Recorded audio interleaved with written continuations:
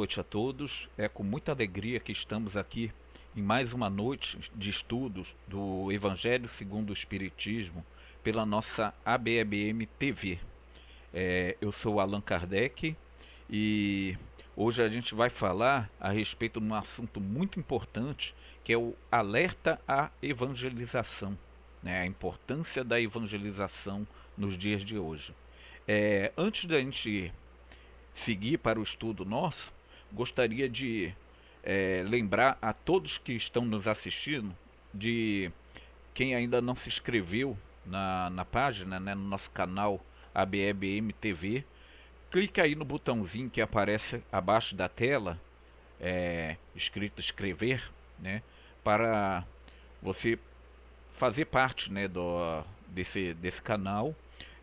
E não esqueça também de ativar o sininho da notificação para receber todas as informações, todas as palestras novas, né?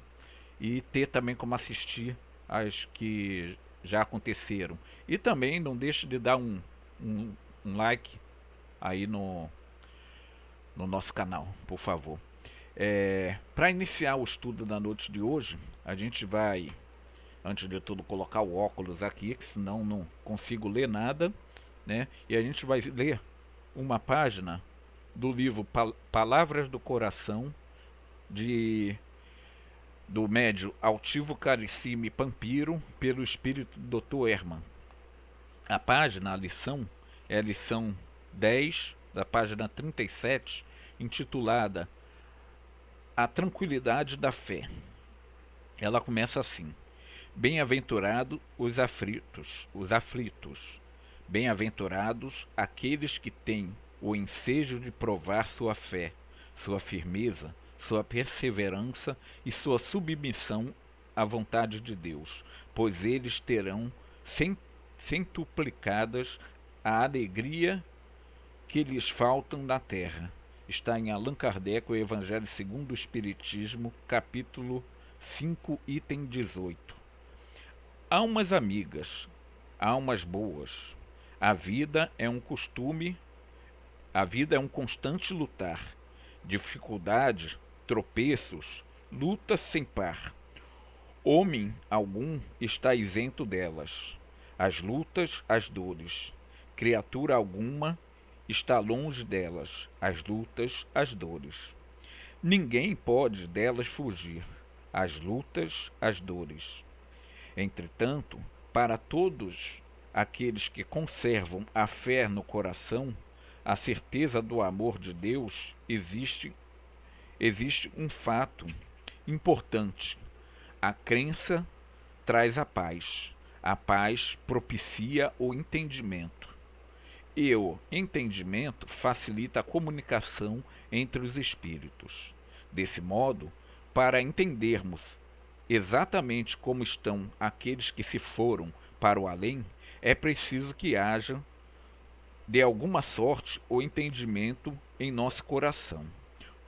Com gritos, com aflições, com desesperos, corta-se o laço que liga o nosso sentimento ao dos outros. Aprender a amar, a respeitar, a entender a Deus é o grande caminho que temos por trilhar. Assim dizem os espíritos, para aqueles que perderam seus filhos, para aqueles que perderam seus entes amados. Quando a dor estiver grande, quando a luta for maior, não deixem de chorar. A lágrima é importante e bela, é compreensível nos momentos dolorosos, mas a dor nunca pode ser um instrumento de inquietação. A dor bem vivida, a lágrima bem vertida, representam equilíbrio para a emoção do ser. Lembre-se disso. Sejam sempre cristãos. Sejam bons seres que vivem, que pensam, que sentem, que choram, mas sempre com Jesus. Que Ele nos ajude e abençoe em nossos estudos e trabalhos espirituais. Que assim sejam. Herman.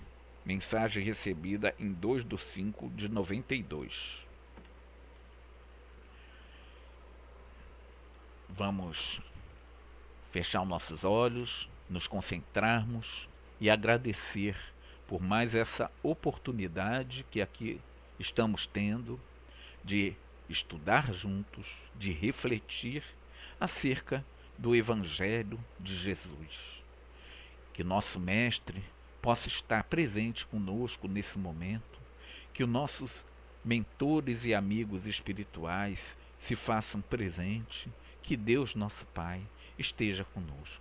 Fique conosco hoje, agora e sempre, que assim seja, graças a Deus. Então, irmãos, a gente hoje vai falar do tema, como eu já havia dito, alerta à evangelização. Para a gente começar esse nosso bate-papo de hoje, é importante a gente refletir o seguinte: como está o mundo na atualidade? Você acredita na regeneração da humanidade?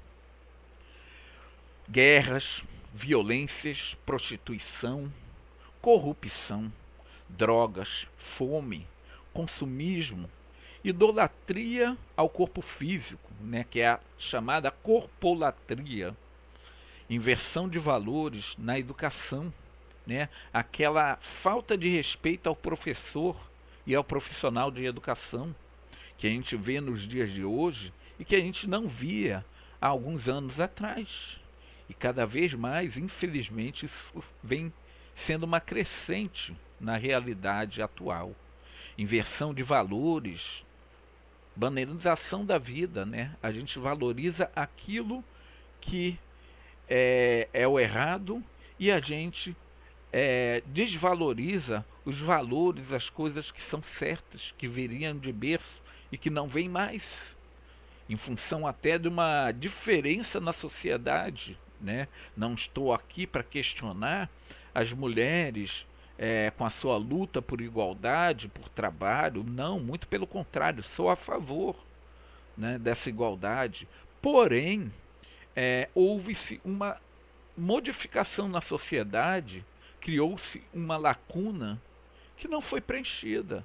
Essa lacuna antigamente era preenchida pelas mães, pelas dulares, E que, como eu falei, eu não sou contra a mulher trabalhar, muito pelo contrário, sou a favor da emancipação das mulheres. Hoje estamos encarnados homens, em outras vidas viemos como mulher, e as mulheres hoje estão encarnadas mulher, vieram como homem, e essa constante troca.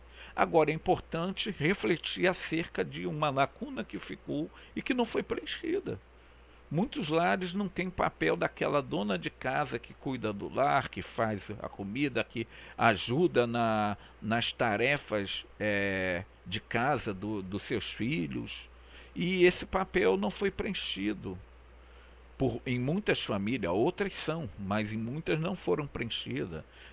Voltando aqui, a inversão de valores morais, já citamos, as omissões, como a gente citou aí dessa lacuna existente, ofensas verbais nas redes sociais, falta de respeito para com a opinião do próximo. Hoje em dia é muito comum se postar qualquer coisa na rede social, seja ela qual for, e sofrer ataques, porque simplesmente não se respeitam a opinião do próximo. Opinião não é para ser discutida, muitas das vezes sim, ser respeitada. A gente pode discordar da opinião do próximo, mas a gente tem que aceitar que o próximo tem o direito de ter a opinião dele, E aí, toda essa situação que a gente vem falando, que a gente vem refletindo, e como podemos transformar esta triste realidade, Como a gente pode buscar de fato essa regeneração da humanidade, Como a gente pode fazer isso, meus irmãos? E aí a resposta é única: Jesus, o Cristo, o caminho, a verdade e a vida. E a gente refletindo a respeito de Jesus, a gente lembra duas passagens aqui. Uma está em João, capítulo 14, versículo 6, que Jesus fala: eu sou o caminho, a verdade e a vida. Ninguém vem ao Pai senão por mim. E a outra, maior um pouquinho, ela está em Mateus capítulo 11, versículo do 28 ao 30, que fala o seguinte: venha a mim todos que estão cansados, sobrecarregados, e eu darei descanso a vocês. Tomai sobre vós o meu jugo, e aprenda de mim, que sou manso e humilde de coração, e vocês encontrarão descanso para suas almas, pois o meu jugo é suave e o meu fardo é leve. Jesus, ele próprio diz que ele é o único caminho, verdade e a vida. Jesus é o caminho, Jesus é a verdade, Jesus é a vida. Ninguém vai ao Pai, ninguém vai a Deus, senão por ele. O próprio Jesus falou isso. Ele é o caminho que nos leva ao Pai. E o que é levar ao Pai? É levar-nos à evolução enquanto espírito, ao nosso estado de espírito puro, né, do qual estamos engateando para isso. E quando Jesus fala que o seu jugo é suave, o seu fardo é leve, o que Jesus quis dizer? O jugo representa o seu evangelho, é suave. E a prática do seu evangelho, colocar em prática o seu evangelho, né, é o fardo, que é leve. E a gente, ao longo do nosso estudo, a gente vai conversar, vai debater a respeito dessa leveza, né, do fardo, que seria a observância do Evangelho de Jesus, pôr em prática o Evangelho de Jesus. E é fácil pôr em prática esse Evangelho, é fácil observarmos o Evangelho de Jesus. Para muitos não. Por que para muitos não? Aí a gente começa a falar aqui a respeito da passagem de Jesus aqui pelo nosso planeta, encarnado junto de nós, e uma das coisas que Jesus mais combateu foi a hipocrisia. Jesus combatia muito a hipocrisia. E o que é hipocrisia? É mentira. É a gente se vestir de cordeiro, estando por baixo dessa pele de cordeiro um verdadeiro lobo. É a gente se passar por aquilo que a gente não é. Isso é hipocrisia. Um exemplo, eu não posso chegar aqui na BBM e me mostrar cristão, dizer que sou cristão, defender aqui os ensinamentos de Cristo, e fora daqui eu estar ofendendo verbalmente um irmão, eu estar xingando um irmão, eu estar defendendo a pena de morte, eu estar defendendo o aborto. Ou seja, eu estou deixando de amar o próximo, seja na atitude, na fala, na palavra. Eu estou deixando de amar o próximo. E deixando de amar o próximo, mas ao mesmo tempo falando do cristianismo, eu estaria sendo hipócrita. E isso é hipocrisia. E Jesus, o que ele mais fez na sua passagem, uma das coisas que ele mais fez, foi combater a hipocrisia, né? E aí a gente lembra de outras passagens aqui, né? Amar a Deus sobre todas as coisas e ao próximo como a ti mesmo. No momento que a gente ama ao próximo como a nós mesmos, significa a gente se colocar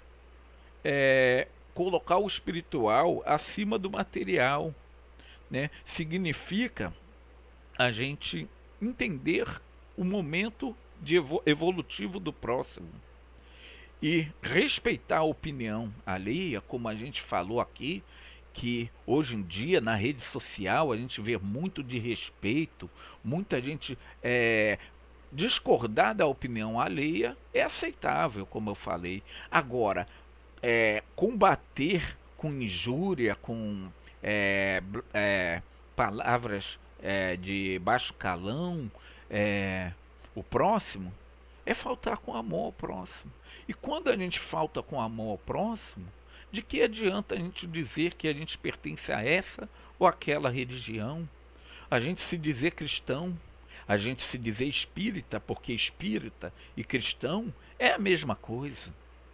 Existem várias denominações religiosas, mas o cristianismo surgiu lá atrás, na igreja primitiva, na Casa do Caminho, com Pedro, com João. Lá atrás surgia o cristianismo, quando Jesus juntou os 12 apóstolos, né?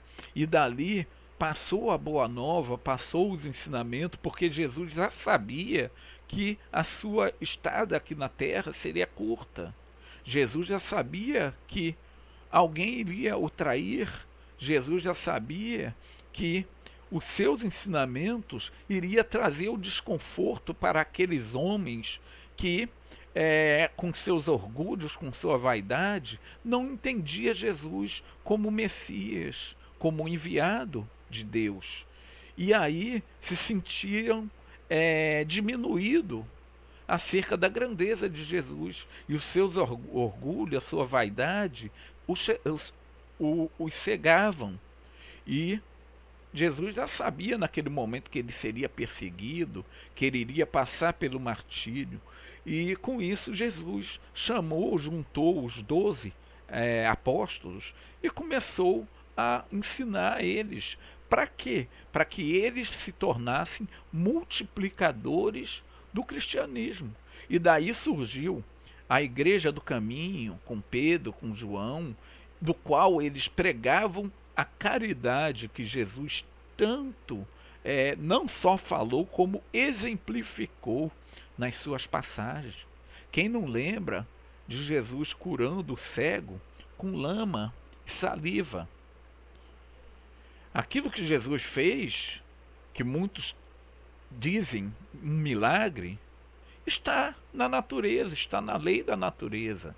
Jesus simplesmente, como espírito da grandeza que era já naquela época, entendia que ele podia manipular os fluidos presentes no fluido cósmico universal, num todo universal, e ele podia modificar aqueles fluidos e dali trazer o alívio àquele que detinha a cegueira da visão.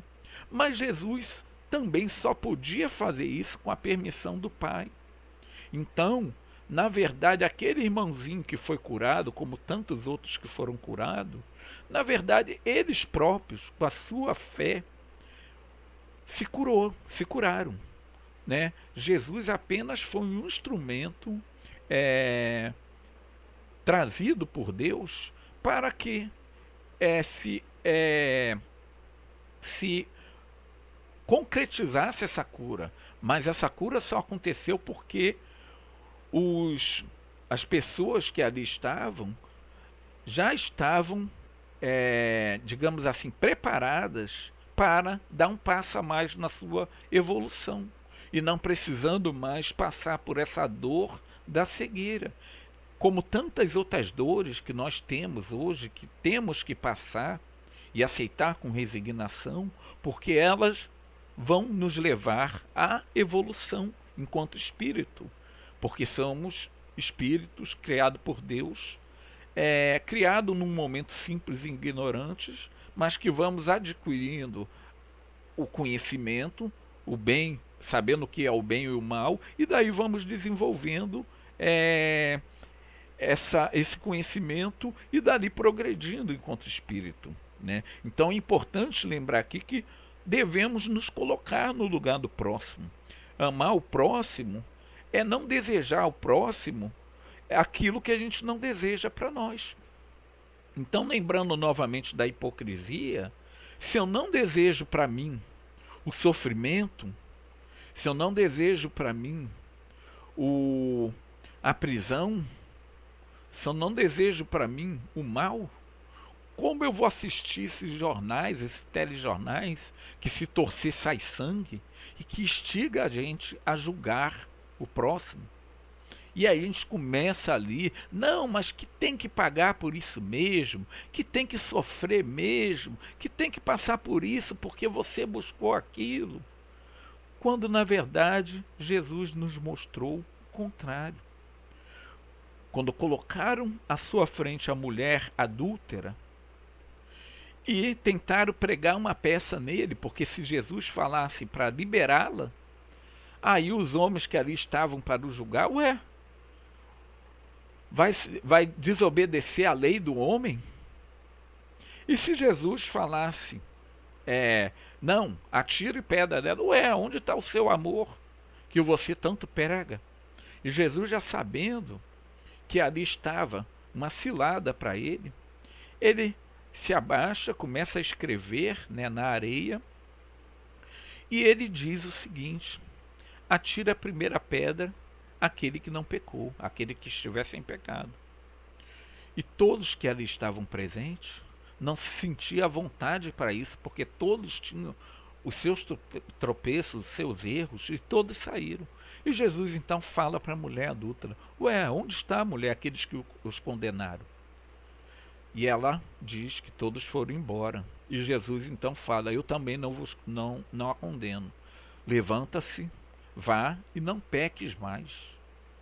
E Jesus deixa bem claro para ela que ela tinha cometido o erro, quando ele diz: vais e não peques mais, não volte a errar, né? Mas só que Jesus não a condena, né? Como Jesus também, os homens tudo condenando, porque ele tinha ido à casa de Ananias, que estava ali como aquele que cobrava os impostos da população, e Jesus ouviu críticas, né? E Jesus em momento nenhum deixou de atender a Ananias, de atender a mulher adulta, de atender aos sacerdotes. Jesus atendia a todos, porque ele entendia que devemos amar a todos como irmãos. E nós, muitas das vezes, fazemos o contrário de Jesus. Nós julgamos, nós queremos atender só aqueles que professam a mesma crença da gente, quando tivemos Jesus como exemplo, né? E aí, ser indulgente é ter empatia para entender o que se passa para com o próximo. O que é ter empatia? É se colocar no lugar do próximo. É entender o porquê o próximo está tão revoltado, porque o próximo não aceita aquilo que nós já aceitamos como verdade. E quando a gente se coloca no lugar do próximo, a gente aprende a não julgar, que é outra coisa que Jesus, quando aqui esteve, além de combater a hipocrisia, também nos mostrou a importância de aceitar o próximo, a opinião do próximo, e não estar ali como juiz e não julgar, né? A humildade, Jesus também nos empregou muita humildade. Quando aquele homem rico que queria seguir Jesus e perguntou o que ele tinha que fazer para seguir, e Jesus fala para ele largar todos os seus bens e o acompanhar, esse homem chama de Jesus de bom mestre. E Jesus fala: por que me chamais de bom? Bom é o Pai que estás no céu. Ele, com toda a sua grandeza, não se colocou como bom. Imagine nós. E muitas das vezes a gente faz o contrário, a gente quer se colocar naquele altar, naquele pedestal, como se nós fôssemos o máximo. E não somos. Somos um espírito ainda de terceira ordem, que aqui estamos para buscar nossa evolução. Então não nos coloquemos num pedestal, porque Jesus não se colocou num pedestal. Não nos coloquemos como o bambambam, como o gás da Coca-Cola, como o melhor dos evangelizadores, como um excelente palestrante, como aquele médium maravilhoso, porque não somos. Porque somos simplesmente um espírito buscando a evolução. Fora da caridade não há salvação. Não fora da igreja não há salvação. É outra coisa que Jesus cansou de pregar. E lá atrás a gente falou da casa do caminho, com Pedro, com João, já após o martírio de Jesus, do qual os discípulos tinham aprendido que a caridade é importantíssimo, que o evangelho sem o bem é obra infrutífera, como aquela figueira do qual Jesus a amaldiçoou e dali não deu mais frutos. O que se representa a figueira? A figueira representa nós. Não adianta termos o conhecimento, não adianta sabermos o Evangelho segundo o Espiritismo de cabo a rabo, sabermos todo o Novo Testamento como o Antigo Testamento, sabemos o livro dos Espíritos da pergunta primeira, a pergunta 1013, e não colocarmos em prática a caridade, o amor ao próximo, esse amor desapegado que Jesus tanto ensinou. De nada adianta, seríamos como essa figueira seca. Os frutos que produzimos iria secar e não serviria para ninguém. Eu lembro até uma música da minha época de evangelização, que ela diz assim: oh, tanta gente querendo ser feliz, que caminha perdido sem saber o que é, onde está o caminho da esperança. Oh, tu que sabes um pouco mais da vida, que entende por que é tanta dor, onde está tua voz que o mundo não te ouve? Onde está a tua voz que o mundo não te ouve? Desculpa